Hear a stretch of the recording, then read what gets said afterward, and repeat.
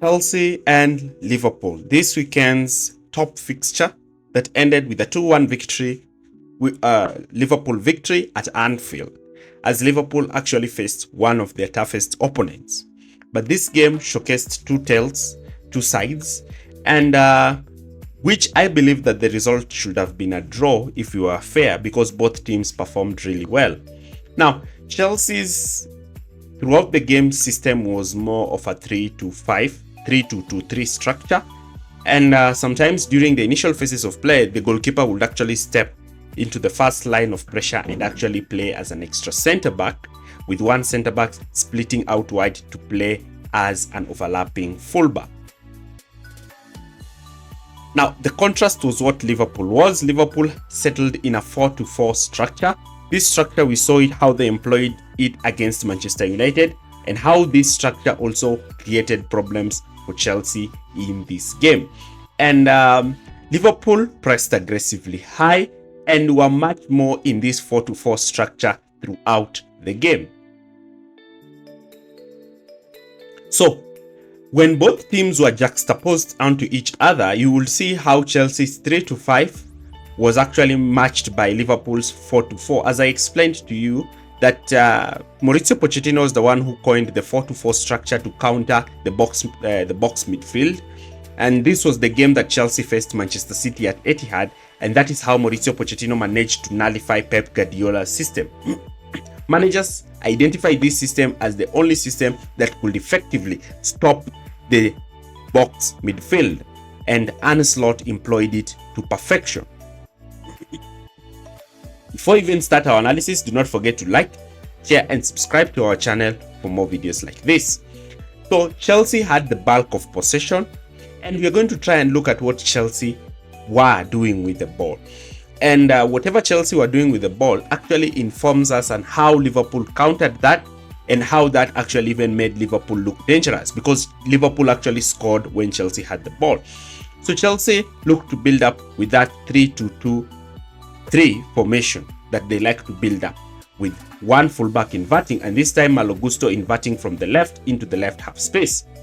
Liverpool countered this by creating Chelsea wanted to create that central overload by having as many as 5 players during build-up, while Liverpool used the 4-4. But Liverpool tried as much as possible to limit Chelsea's central progression by having many players. And you know, Chelsea's box-shaped midfield structure was creating problems for Liverpool. Now, sometimes Liverpool employed the 4-4 structure and allowed Chelsea to progress the first phase of play, because they wanted Chelsea to have that front three. Now, Chelsea's key players during build-up was Lavia and Caicedo, who actually performed quite well and were picking up spaces to look and receive the ball. But Liverpool actually understood their assignment, and the position of Gravenberch and Curtis Jones enabled them that whenever they lose the ball, they will have 4 players running at Chelsea's back three, and that is how Liverpool looked so dangerous when they faced Chelsea. Now, looking at this structure, you can see Chelsea actually trying to build from the back. You can see the position of Sanchez, the position of Viega, the position of Colwill, and the position of Tosin. But you can notably see that Colwill has shifted towards the left back position, while Reece James playing the right back position. Now, when Chelsea had settled possession, Chelsea were actually in a 3-2-2-3 structure, the box midfield system. And this system was countered by Liverpool's 4-4 structure. And Liverpool's front four played quite narrow, limiting central progression and ensuring that they have more players behind in front of the ball, so that once they win the ball, they will effectively outnumber Chelsea's back three.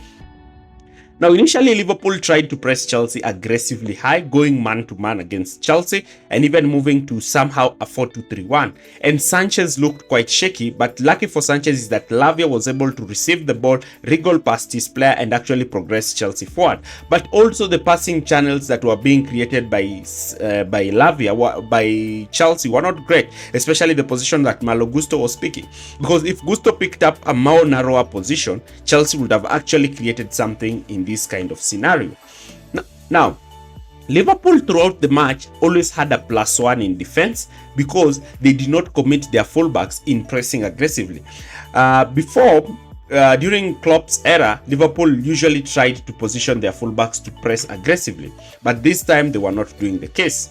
Now, you can see from this clip here, Palmer is being covered with many players. Noni Madueke is receiving the ball, and Luis Diaz, who's the winger, is actually the one who has dropped deep to try and cover Noni Madueke, while Robertson has actually stayed narrow to prevent that run from Cole Palmer. And this is something that Liverpool replicated throughout the game. Liverpool were trying as much as possible to use their wingers to cover Chelsea's wingers or even Chelsea's underlapping fullbacks so that their fullbacks will stay touch tight in the middle and prevent Chelsea players from receiving the ball in the pockets. Now, looking at this structure here, you can see Chelsea's 3-5 structure, and you can notice the front four of Liverpool that is actually playing just in front of Chelsea's midfield. The two players, Szoboszlai and Jota, were trying to cover the pivots, while Mo Salah and Luis Diaz were trying to press the wide centre backs. And this actually created problems for Chelsea because Chelsea were matched in midfield, and if they lost the ball, Liverpool had players in very dangerous positions. Now, because Liverpool's this 4-4 structure made it even difficult for Chelsea to progress the ball through the middle, because when Szoboszlai and Jota decide to sit on Lavia and Caicedo, it takes a lot of onus for the centre backs to actually pick the right pass and Caicedo and Lavia to receive the ball and look to shield it.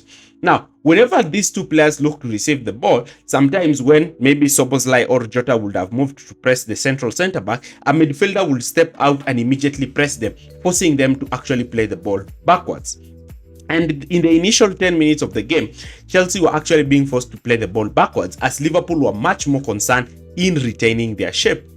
But Chelsea found solutions in these kind of instances by Chelsea attempting high-risk passes in midfield, because Chelsea knew that once they were able to beat Liverpool's front four press, they would have numerical advantages high up the pitch. And so we started to see, particularly Reece James, attempting these balls through the middle. Now, Reece James and Colwill will receive the ball before Salah and Luis Diaz will actually spring out to press them. They will look to play the ball towards the middle because Caicedo and Lavia were also looking to try and give Chelsea those angles where they could actually play balls through the middle. And once the ball will be played towards Caicedo or Romeo Lavia, they will automatically turn and look to play players such as Cole Palmer, who look to find themselves in spaces where they could actually affect the game. And because McAllister or Gravenberch will be drawn to try and press them, they would easily just, especially Caicedo, would play this ball directly to Palmer, line breaking passes, and once Palmer will receive the ball, then Chelsea will look to progress. Another thing we saw is with Reece James. He made a sounding pass, a beautiful pass to Malo Gusto. Because Liverpool were pressing with as many as 6 players, Reece James just picked Gusto in that position and Gusto was able to run. But the problem is Jadon Sancho was not quite great in taking on Trent Alexander-Arnold.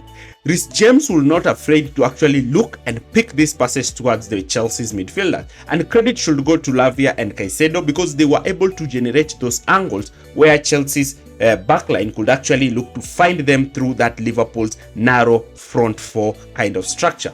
And this is the reason, this is actually how Liverpool managed to find, Chelsea managed to find Caicedo for Chelsea's first goal in the game, because Chelsea were able to actually find Caicedo in these spaces, and because Liverpool were trying to play those aggressive high line and that narrow backline, and this enabled Caicedo to actually receive the ball in space. And because Virgil van Dijk was now actually trying to come short and try and narrow the passing lane and actually try to play that offside trap against Jackson, Konate was unable to break that, to play that trap, and allowed Jackson to actually receive the ball, and Jackson scored for Chelsea. And this actually goes to how Chelsea were able to try and attempt those high-risk passes, because I told you those passes were risky, because if Liverpool intercepted the ball, they had more players in attack than Chelsea. But we saw Arne Slot actually sometimes actually making Liverpool dangerous with this system, because Chelsea were adopting a high-risk strategy and Liverpool were able to actually capitalize from this strategy. So how did Liverpool do it? Now, because you notice that Liverpool were actually in a 4-4 structure, they ensured that all central passing channels were covered and their back line remained intact, not allowing their fullbacks to commit.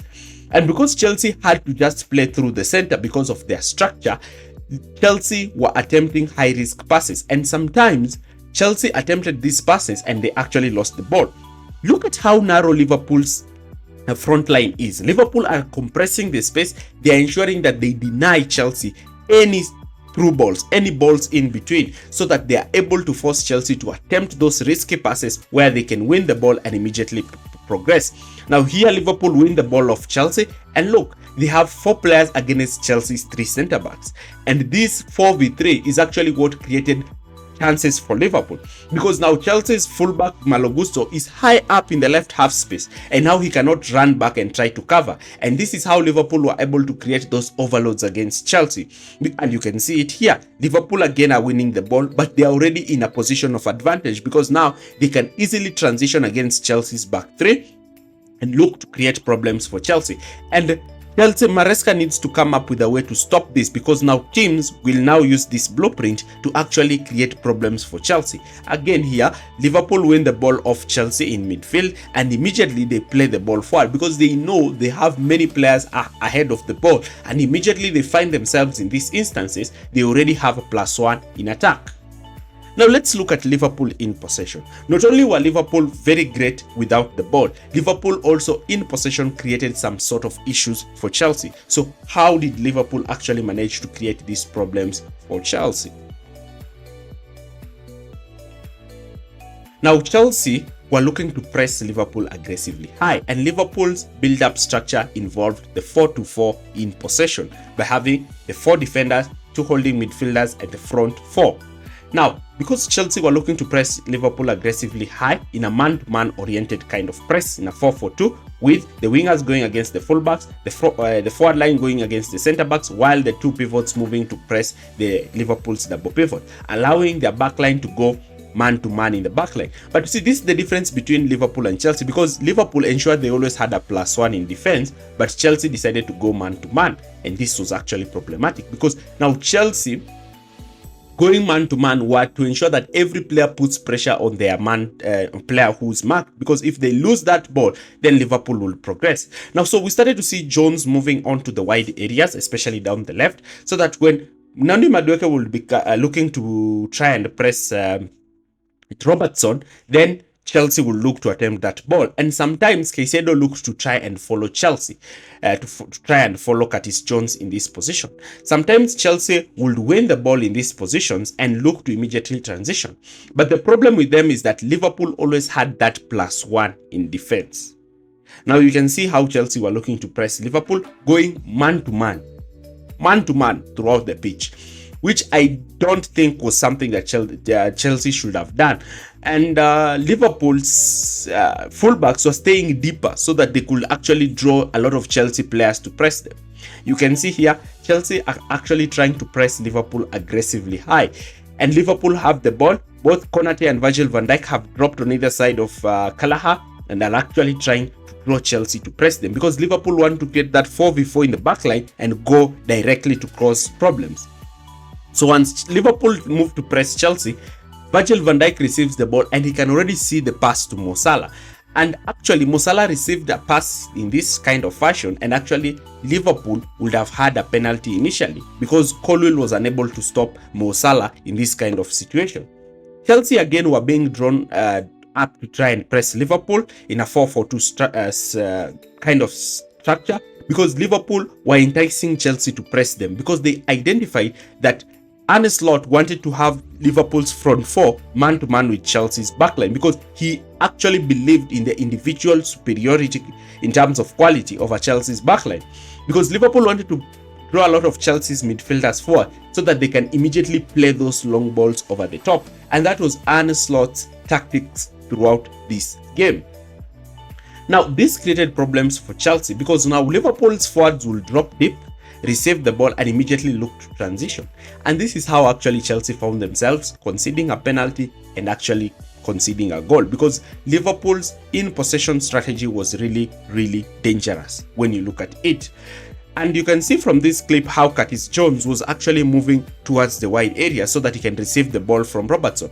But one thing you need to understand with Slot's system is the position of the fullbacks. Klopp would have had his fullbacks high and wide, but Slot has his fullback almost in line with his centre backs so that he can draw as many players to press him.